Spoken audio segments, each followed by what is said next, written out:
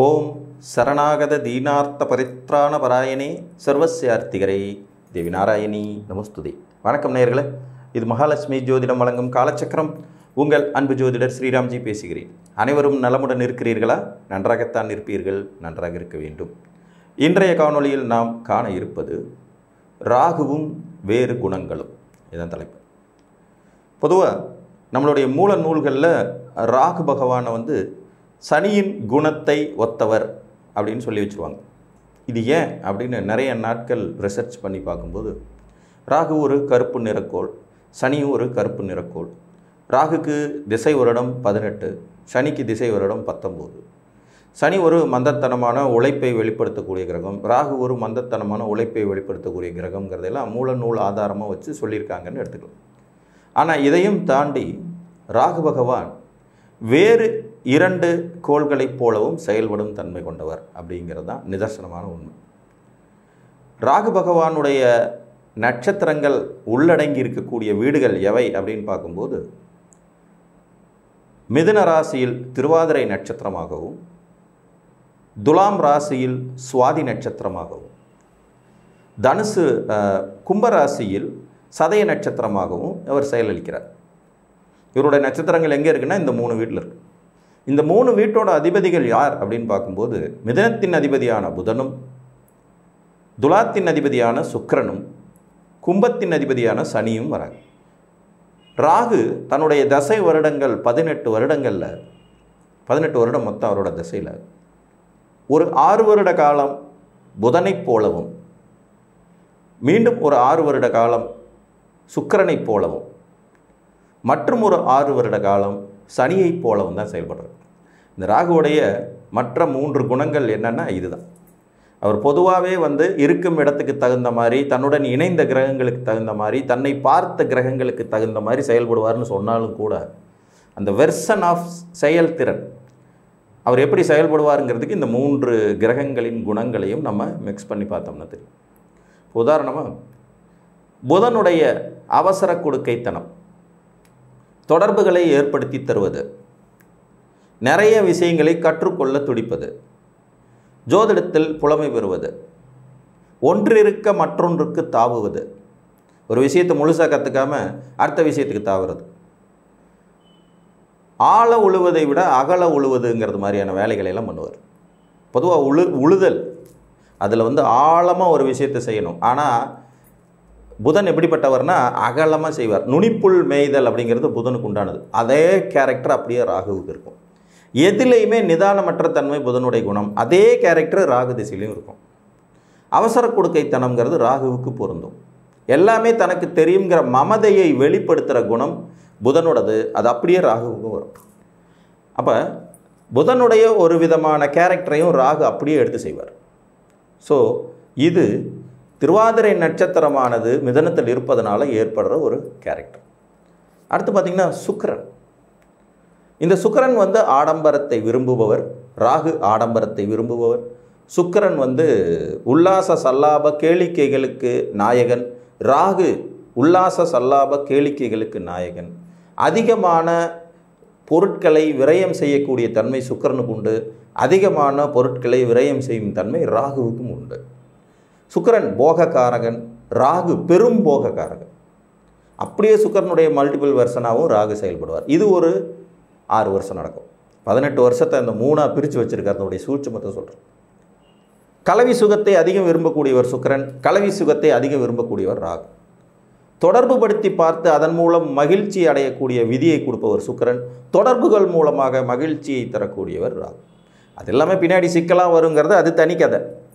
ஆனால் சுக்கிரனைப் போலவும் ராகு செயல்படுவார் ஒரு 6 வருஷத்தில். அதனால தான் இவர் அதீத போகக்காரகன் அப்படின்னு சொல்லுவாங்க. சனி பகவானுடைய இயல்பு படி பார்த்திங்கன்னா கடும் உழைப்பை வெளிப்படுத்தக்கூடியது. ராகுமே கடும் உழைப்பை வெளிப்படுத்துவார். மற்றவர்களின் வளர்ச்சியை பார்த்து பொறாமை கொள்ளும் குணம் சனி பகவானுக்கு இருக்கும். மற்றவர்கள் வளர்ச்சியை பார்த்து பொறாமை கொள்ளும் குணம் ராகு பகவானுக்கு இருக்கும்.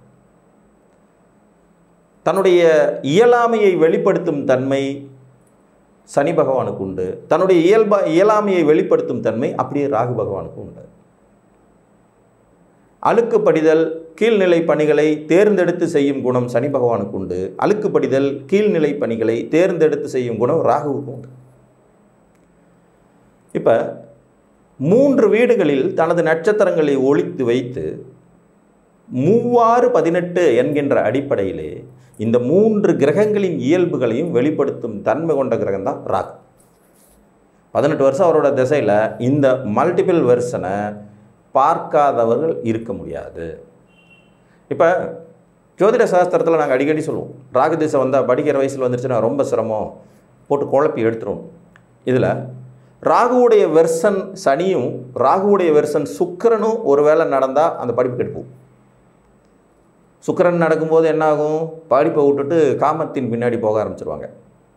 சனி நடக்கும்போது என்னாகும், படிப்பை விட்டுட்டு உழைப்பின் பின்னாடி போக ஆரம்பிச்சிருவாங்க. எனக்கு படிப்பு வராது, இதுக்கு மேலே நான் வேலைக்கு போகிறேன் அப்படின்ட்டு களத்தில் இறங்கிறது. ஆனால் அதுவே ராகுவினுடைய வெர்சன் புதன் நடந்துச்சுன்னா படிச்சிடறாங்க. இங்கே தான் அந்த சூட்சமும் வெளிப்படுகிறது. ராகு திசையில் டாக்டரான குழந்தைகளை பார்க்குறோம், இன்ஜினியரான குழந்தைகளை பார்க்குறோம், உயர்நிலை படிப்பு படித்து சிவில் சர்வீஸ்லாம் எழுதி பாஸ் பண்ணவங்களை பார்க்கும்போது இது ஏன் நிகழ்கிறது? ராகு பொதுவாக படிப்பை கெடுக்கிற கிரகமாச்சு. படிக்கிற வயசில் ராகு வந்துட்டு அது பெரும் தலைவலி ஆயிட்டுறேன்னு யோசிக்கும்போது இந்த 3 கேரக்டரையும் செய்யும் தகுதி கொண்ட ராகு அந்த பர்டிகுலர் வருடங்களில் எந்த கேரக்டரை வெளிப்படுத்துகிறாருங்கிறத பொறுத்து இந்த நிலைப்பாடு முடிவாகும்.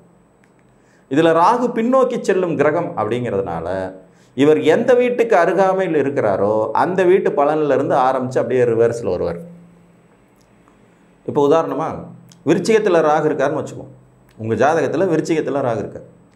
இப்போ இவர் முதல்ல 6 வருஷம் சுக்கிரன் மாதிரி செயல்பட்டு, அதுக்கு அடுத்த 6 வருஷம் புதன் மாதிரி செயல்பட்டு, அதுக்கு அடுத்த 6 வருஷம் சனி மாதிரி செயல்படுவார். உங்களுக்கு அந்த டிஃப்ரெண்ட் புரியுதா? பின்னோக்கி வருவது. சரி, சிம்மத்தில் ராகு இருக்கார். ராகு திசை வரப்போகுது. முதல் 6 வருஷம் புதனை மாதிரி செயல்பட்டு, அடுத்த 6 வருஷம் சனியை மாதிரி செயல்பட்டு, அதுக்கு அடுத்த 6 வருஷம் சுக்கிரன் மாதிரி செயல்படுவார். இப்படி வர்றது புரிஞ்சிச்சா? உங்களுக்கு மீனத்தில் ராகு இருக்கார். இப்போ முதல் 6 வருடம் சனியை போல் செயல்பட்டு, அடுத்த 6 வருடம் சுக்கிரனை போல் செயல்பட்டு, அதுக்கு அடுத்த 6 வருஷம் புதன் மாதிரி செயல்படும். அந்த 18 வருஷத்தை அப்படி மல்டிபிளாக பிரிச்சுக்கலாம். இந்த 3 கிரகங்களின் குணமும் மொத்தமாக உள்ளடக்கியவர் தான் ராகு. புரிஞ்சிருச்சுங்களா? ராகுவுடைய மாற்று குணங்கள் ஏன் இந்த 3 குணங்களும் வெளிப்படுதுன்னா, இந்த 3 வீட்டிலும் ராகுவின் நட்சத்திரநாதர்கள் ஒளிந்திருக்கிறார்கள். ராகுவோட நட்சத்திரம் முழுமையான நட்சத்திரம், இது உடைபடாத நட்சத்திரம், வீட்டை முழுமையாக தன்வசப்படுத்தி கொள்ளும் நட்சத்திரம். இப்போ மிதுனத்தை ஆள்றது திருவாதிரைன்னா துலாத்தை ஆள்றது சுவாதி தான், அதில் எந்த டவுட்டும் இல்லை. கும்பத்தை ஆள்வது சதயமே. புரிஞ்சிருச்சிங்களா? ஸோ இந்த நட்சத்திரங்கள் தான் இந்த கிரகங்கள், இந்த வீட்டு அதிபதிகளின் குணங்களை ராகுவுக்கு தர்றவர். எல்லாருக்கும் ராகுதேசம் ஒரே மாதிரி இல்லாமல் போகிறதுக்கான சூட்சமும் இதுதான். அவர் ஜாதகத்தில் எந்த வீட்டுக்கு அருகாமையில் இருக்கார், அவர் ரிவர்ஸாக பிரயாணம் பண்ணும்போது எந்த வீட்டை முதல்ல தொடுறாரு, அதுக்கடுத்து எந்த வீட்டை தொடுவார், அதுக்கடுத்து எந்த வீட்டை தொடுவாருங்கிற அடிப்படையிலேயே இந்த நிகழ்வுகள் ஏற்படும். பொதுவாக இந்த 3மே காலபுருஷனுக்கு போகத்தை குறிக்கக்கூடிய வீடுகள். 3, 7, 11ஆம் வீடு. ஒன்றுக்கு மேற்பட்ட விஷயங்களை கொடுப்பது ராகு, ஒன்றுக்கு மேற்பட்ட திருமணங்களை கொடுப்பது ராகு, ஒன்றுக்கு மேற்பட்ட தொடர்புகளை கொடுப்பது ராகு, ஒன்றுக்கு மேற்பட்ட கூட்டாளிகளை கொடுப்பது ராகு, அதீத லாப ஆசையை தூண்டி விடுவது ராகு, பேராசையை தூண்டிவிட்டு பெரு நஷ்டத்தை ஏற்படுத்தி தரக்கூடிய கிரகம் ராகு. இந்த வருஷம் இந்த 3 வீடுகளுக்குள்ள அவர்கள் நட்சத்திரம் ஒளிந்திருப்பதும், இதில் அவர் எந்த வீட்டின் அடிப்படையில் செயல்படுவார் என்பதுமே சூட்சுமத்தின் வெளிப்பாடு. இதன் மூலம் ராகுவின் குணபேதங்களை அறிந்து கொள்ள இயலும் என்று கூறி மீண்டும் ஒரு காணொளியில் உங்களை சந்திக்கும் வரை உங்களிடமிருந்து அன்புடன் விடைபெற்றுக் கொள்வது உங்கள் அன்பு ஜோதிடர் ஸ்ரீராம்ஜி. நன்றி, வணக்கம்.